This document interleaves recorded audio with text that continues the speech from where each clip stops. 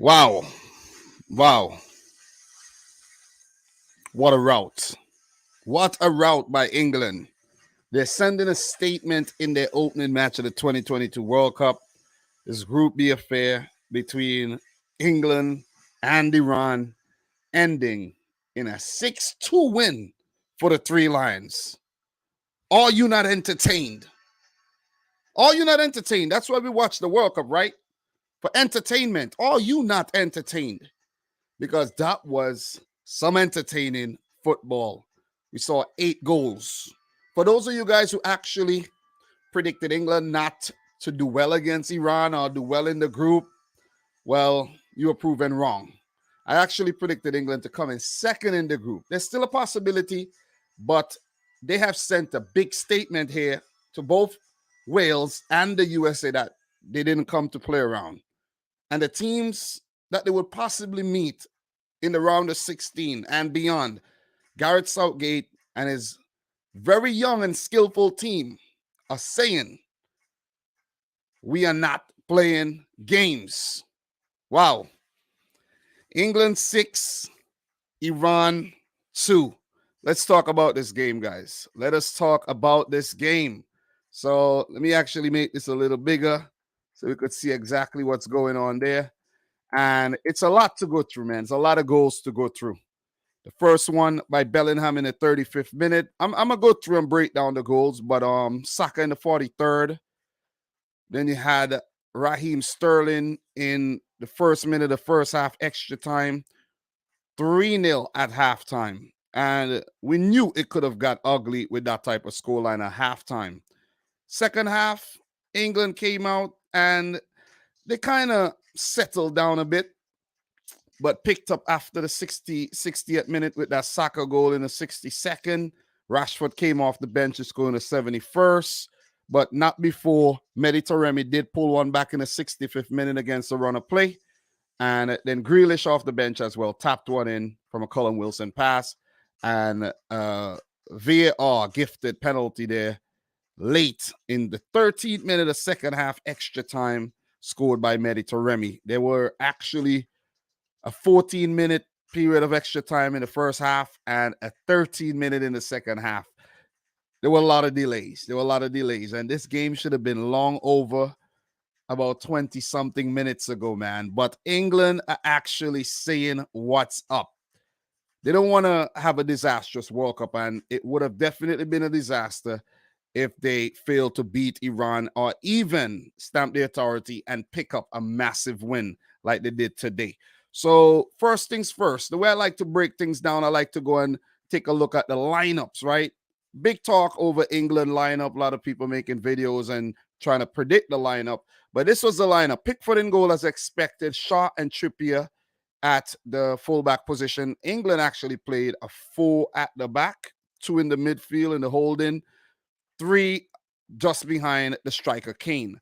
So Stones and Maguire were at the back. But just to talk a bit about the back line before it slipped me, England actually showed that they could be vulnerable at times, letting in those 2 goals and letting Iran on a few occasions. So coming up against a more quality team, whether it's in the group stage or deeper in the tournament, they would have more problems to deal with than they had to face against Iran on the day. Because Iran were very, very defensive. And when you think about it, how could a defensive team be defensively poor? You see what I'm saying? So they got it totally wrong. And we'll get to the lineup and everything. So Bellingham and Rice playing well in the midfield. You're going to be very difficult to get these players out of the 11. You're going to have to take like a forklift and try to push them out or something. Bukayo Saka, he got the nod ahead of Foden. I wasn't surprised, really. I really wasn't, because Saka is a bit more versatile with his defensive prowess as well and his pace. Foden, I love you. You know, you're my City player, but, you know, Saka is very, very skillful. And I think it's warranted with him getting the nod ahead of Foden. Foden is a special player, but Saka is just something different, man. So Mason Mount as the creative player in the midfield. Sterling, I tell you, Sterling for Chelsea, for City, so at times. But for England, the man comes up clutch. the man comes up clutch. And Harry Kane would feel a type of way, even though England won the game 6-2, he would feel a type of way that he didn't get on the score sheet, right? But better days ahead. He have to stay fit and he have to focus on the game against England, Wales, and beyond. So that's the England 11. In terms of the substitutes used, Jack Grealish, he got a goal. Marcus Rashford got one as well. Eric Dyer came off the bench to replace Harry Maguire. Phil Foden came on and Callum Wilson. So England were actually allowed an extra substitute, which they didn't actually use. They should have, because, you know, you got to keep players fresh for the next games and the next rounds. And you also want to manage in case players picks up yellow cards and so on and so forth. But England were disciplined in that regard. They didn't pick up any yellow cards, but they did have a little injury scare there with Kane and Harry Maguire. Just to look at the Iranian 11, right? I'm not going to pretend like I know this Iranian team like I know the English team, but Carlos Queiroz was criticized for not actually picking the right players on the day and applying the right tactics, change up a few things.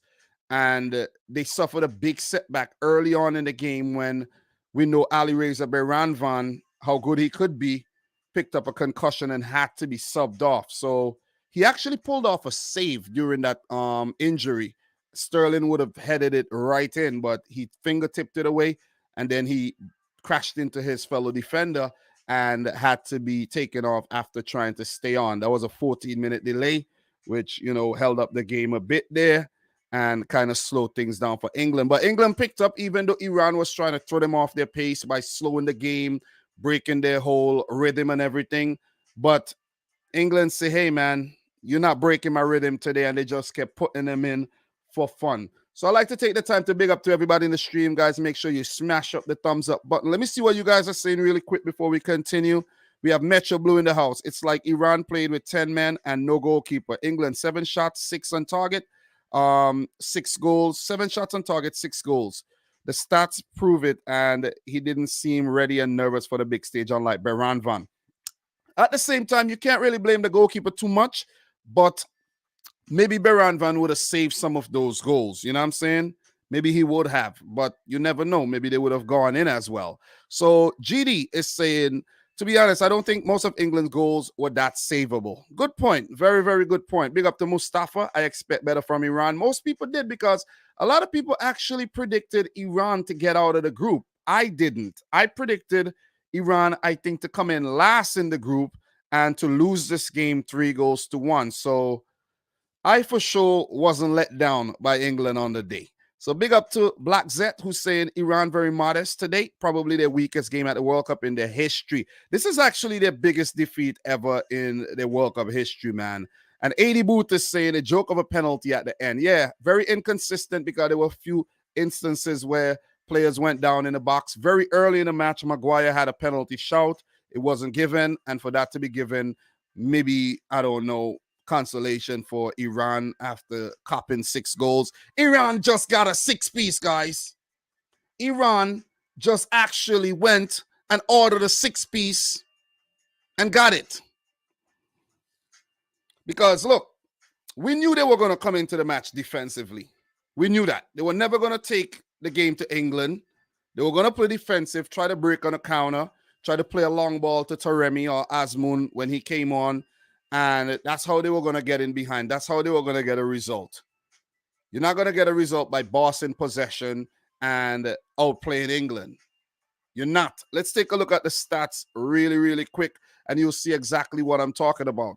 So, look, stats. 13 shots, 7 on target, 79% of the ball. It was a dominant performance by England. They passed the ball well, 90% completed, and they were very disciplined in defense for most of the game, but they did let a few balls slip through and let a few players run in behind. So that's something that they would need to work on. And Pickford on the defense would actually be mad that they didn't keep a clean sheet in such a dominant, display on the day.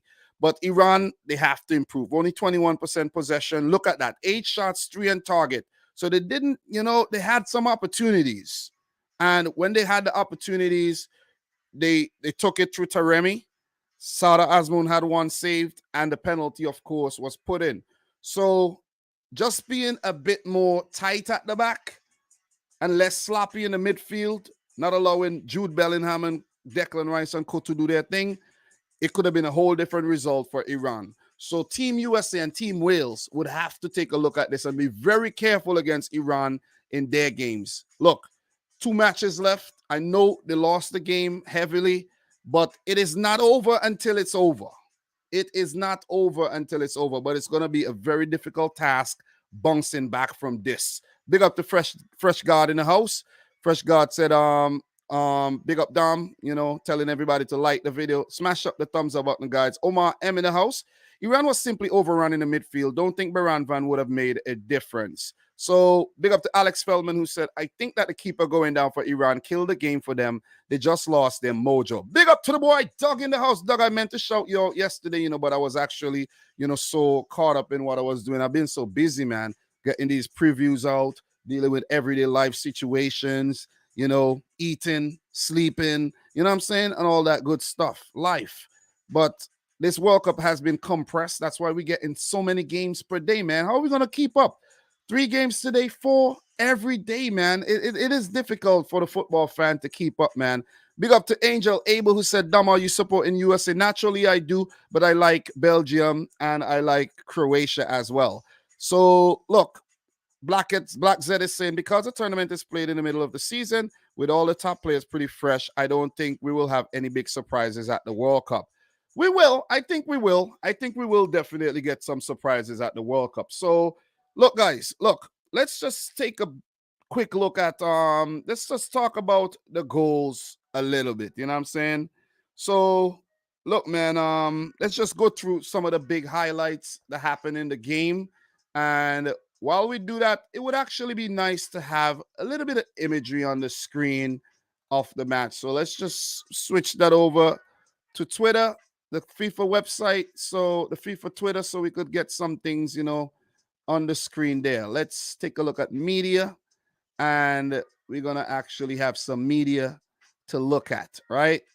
So, look, very nice picture there between Declan Rice and Bukayo Saka, who scored twice on the day. So, some of the big highlights in the game, man. Injury to Iranian goalkeeper Beran Van from that cross, and that's going to be a big miss because he might actually miss the next match. So the replacement keeper would have to do a better job when he's called upon next time around. The goal happened, man. The Saka goal. We got to touch on the Saka goal, of course, that, he celebrated another, but the first goal for Saka, it was a brilliant, not Saka's goal, Bellingham's goal.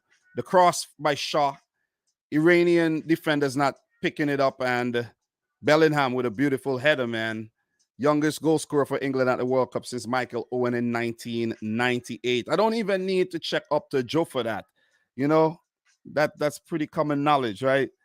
Saka's goal came from a corner. Luke shot again with the brilliant delivery. He had a great game. Maguire with the knockdown. Positive stuff from Maguire there, but he was, a bit lethargic in the Taremi goal. Allowed Taremi to run in behind. Had a few little slip-ups in the match as well. Harry Maguire stuff. Typical Harry Maguire stuff. But Saka, man, that finish was really, really good. And he's just continuing from where he left off with the Gunners, who are currently leading the charge in the Premier League as we speak. The Sterling goal, man. Bellingham did some great work in that goal. And you're gonna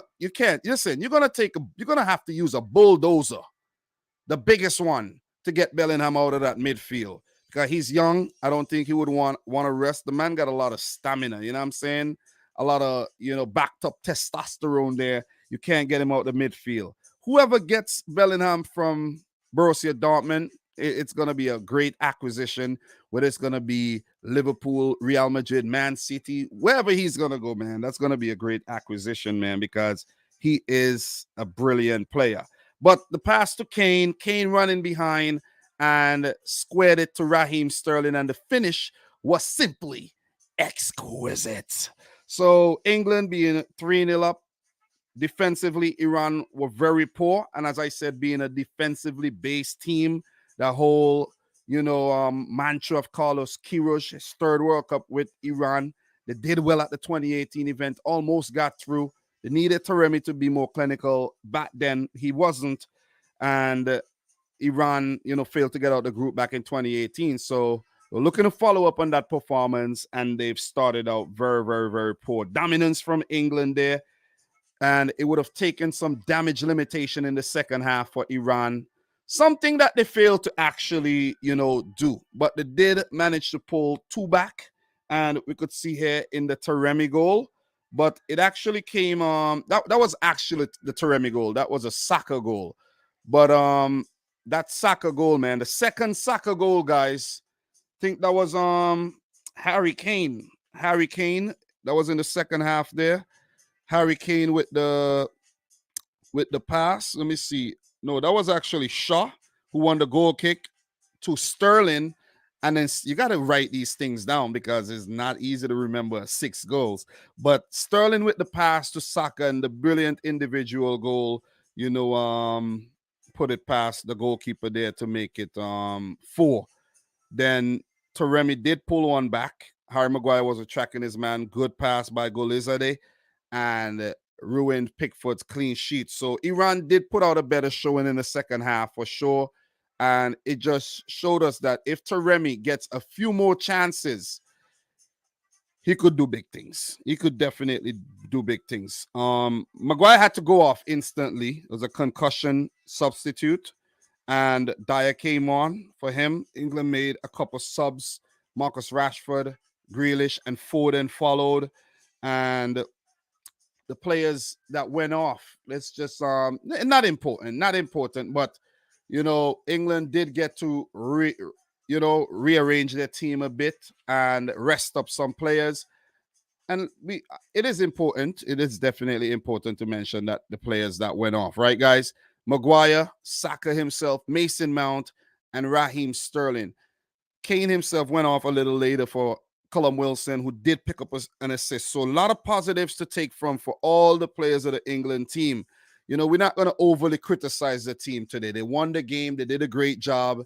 You could nitpick at a few things, but it's not really necessary on the day, man. But look, the pass to Kane when Rashford just came on, man, that was brilliant. And Rashford actually sold the Iranian defenders a couple fake chains, like say here, and put it into the back of the net. He sold them some fake chains, man. They bought it. They definitely bought it. So as Moon came on, he looked a little bright, and the thing is with Iran, when they actually try to attack, they would leave themselves very, very vulnerable for the England counter. And I think, it was just a difficult match, man, because when you go 3-0 down so fast in a World Cup game, it's hard to rebound and come back from that. That's why they suffered the heaviest defeat on the day.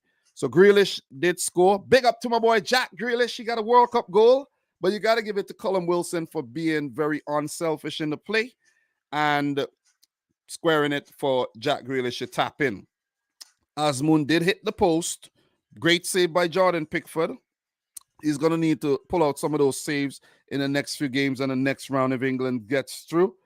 And that was actually a lapse in England's defense as well. So I did point that out. They weren't perfect. They were good, but they weren't perfect. They're going to need to iron out a few chinks. Iran, a possible penalty late in the game.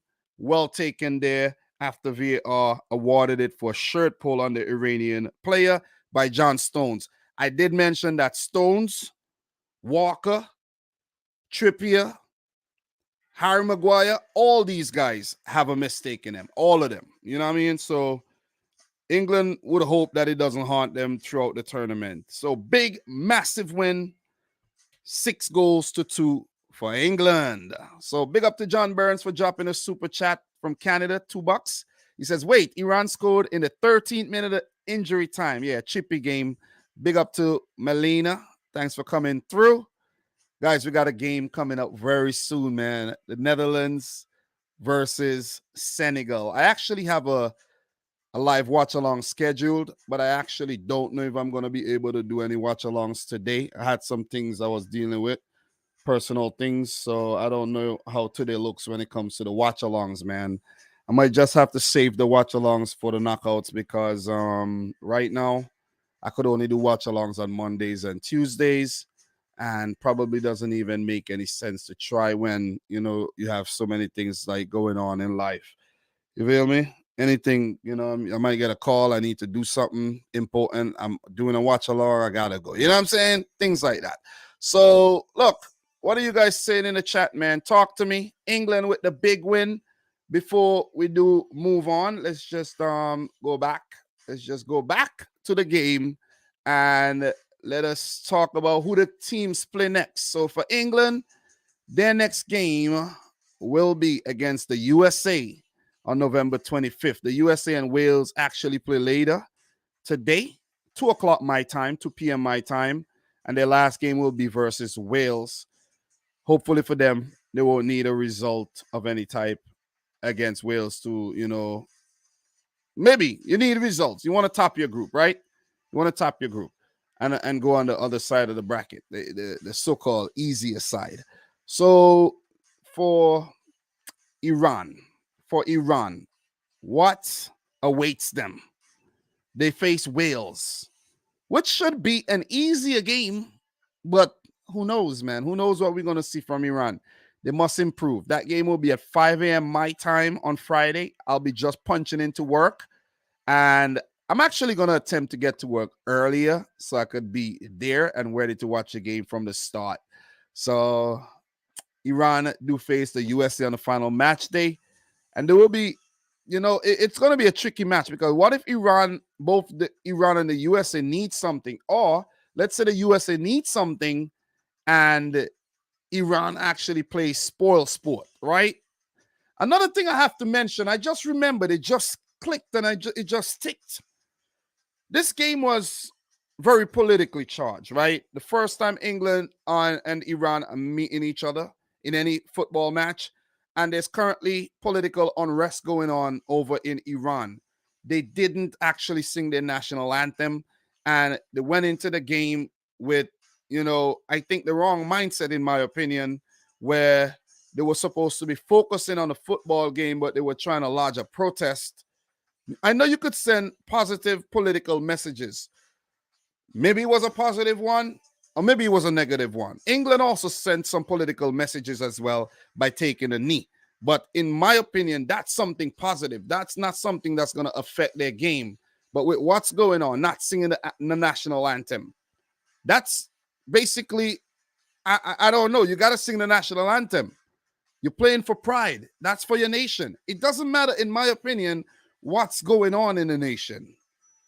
You see what I mean? I'm not saying they should forget about it. You see what I mean? But go out there, sing the national anthem. I think that would send a better and a stronger message than actually not saying anything. Think about it. You see what I mean? Just think about it. And, I think what I just said was very powerful too. They should have sang the national anthem to the top of their lungs. And that would have sent a very strong message to the political parties and what's going on over there in Iran. But we don't want to get into politics too much because I know there's politics mixing in with the football. There's always politics as usual. You can't avoid it no matter how much you try. There will always be politics, whether it's FIFA politics, whether it's federation politics or whatever, whether it's, accusing a country of getting, the World Cup after bribing FIFA or whatnot. There's always going to be politics, right? But, there's a time for it, and there's a time when you have to focus on the football itself. And I don't think Iran were 100% focused on the day, and we saw it in the result. This is not looking good for the Arab teams, right? Well, the Middle Eastern teams. Iran are not Arab, right? I don't think so. But look, right, guys? Iran are not considered Arabs, right? I don't. Middle Eastern teams. That's just the Middle Eastern teams. Qatar on home soil, beaten by Ecuador. Iran just across the Gulf. Just across there. Bam. Stone's throw away across the Gulf. Jump in a speedboat over there maybe in a couple hours. Beaten. What's going to happen to Saudi Arabia? when they meet Argentina. Oh, man, it's not looking good at all. It ain't looking good at all. Not at all, not at all, not at all. So, look, we have Wi-Fi saying you wouldn't sing the anthem if your sisters and brother were being murdered. But you're not getting the point, though. You're not getting the point. That is why you sing. That's where you're from. What are you going to do? You're going to denounce your citizenship when it's time to fly the flag high at the World Cup? You see what I mean? Like, I understand. I understand what you're saying. I understand what you're saying. But look, there's political issues in every single country. You see what I mean? In America, in England, every country there's political issues. Every country. At the World Cup, that should be an arena to let out your stress and to speak in more powerful ways through sport. That's all I'm gonna say. You know, so it's just my opinion. It's not about who's wrong or who's right. It's not anything to do with that. And that's why I just keep away from the politics, because you say certain things and some people start to like people start getting into their feelings. You see what I mean? Because with the USA and Iran, there's not a good relationship, right? So that's why politics is so toxic. That's all I'm going to say, and I'm going to leave it at that. But big up to everybody who came through and check out the stream. Make sure you guys smash up the thumbs up button. I'm about to run up out of here. Want to keep these little match reviews under half hour. But let's just go back, see what's coming up in the World Cup. So Senegal play the Netherlands in about 15 minutes. USA play Wales later on. Tomorrow, Argentina take on Saudi Arabia in Group C action. There's some more action there in Group D, where Denmark take on Tunisia. And let's just click that on find out some more games that's coming up tomorrow. Mexico in Group C play Poland. I have that preview to drop a little later today. And France play Australia. That preview is going to drop today, hopefully, as well. And got a lot of work because got to drop 4 previews for the games on Wednesday, 4 more for the games on Thursday as well. And I think after that, my work is going to become a little, not a lot lighter, because I won't have to do much of introduction and all that. We're just going to be talking about what happened in the first game and how the team should approach this match and who's going to win and whatnot and so on and so forth. So it's good to put in the hard miles and the hard work, because things do get easier as it progresses. But big up to BX Gunner, who says facts, just keep it to football. Definitely. So look, Metro Blue saying, Dom, you don't get it. Don't deep dive into this subject. I'm not saying you don't know what's happening, but there's a huge difference between pride for your country and this satanic regime. Look, man, I'm telling you, there's satanic regimes all over, man, because look, since Biden went into power, the economy have definitely nosedived. You see what I'm saying? So you could look at things a lot of different ways. Irvin Vita, is the U.S. men's national team going to do anything for the Colorado shooting? And that's the thing. You see what I'm saying? You see, I do understand, but I just don't want to get involved in the politics. I have no interest in it. And I don't think that the World Cup and the football have any, I don't think it's the arena to send messages. I really don't. You see what I mean? I really don't. So, John Burns, Germany went into Russia in 1941 and 2018, bad idea. And Russia, and then 2018, bad idea. So, look, Angel Labor, Dom, give a prediction on USA Wales. I already did. You guys are not watching the videos. You know what I'm saying? I got 50,000 subscribers. I put out a video on the game, and you guys are not watching the videos. You see what I'm saying? Wi-Fi, I'm not offending anybody, man. I'm not offending anybody. You need to chill out and stop taking things personal. I'm not offending anybody. I'm coming here to talk football. And I just mentioned the whole political protest at the beginning of the game. I do not have to agree with the political protests. Simple. I don't have to agree with it. You're basically forcing me to agree with it. I don't have to. But I'm going to leave it at that, though. Let Iran continue to protest the World Cup. Let not protest political unrest in the country. Let them continue. Let them continue not to focus on the football and continue to get blown out like they did on the day. That's all I'm gonna say. That's all I'm gonna say. Let them not focus on the game and continue to embarrass themselves in front of the world. That's all. That's all I'm gonna say. You know what I mean? But anyways, guys, it's been real. Got a little tense in here, but it's fine. You see what I mean? It is fine. It is fine. So look, Lego do this, and I think Senegal will upset the Netherlands. Well, we're gonna find out pretty soon. The game starts in 11 minutes, and we're gonna see who ends up winning that game. So yeah, guys, you have to go on and you have to check the channel. I'm dropping the videos. Forget about notifications. Go check the channel from time to time. You're going to see content on there. Brilliant content that I put a lot of time into. You guys are not checking the things. So I'm putting out the videos. The notifications are not getting sent out. And it's only new people watching the videos. You see what I mean? But you're telling me what's my prediction? I already made a video. You see what I mean? I'm attempting to make a preview for every single game at the World Cup. But look, let's focus. Well played, England. On to the next game against the USA. Let's see how they do. Let's bring the focus back to football and stay away from the politics because it gets very, very, very, very tense and people get very offended when you talk politics, man. So, look, thanks again for tuning in to yet another one. I think I covered most bases.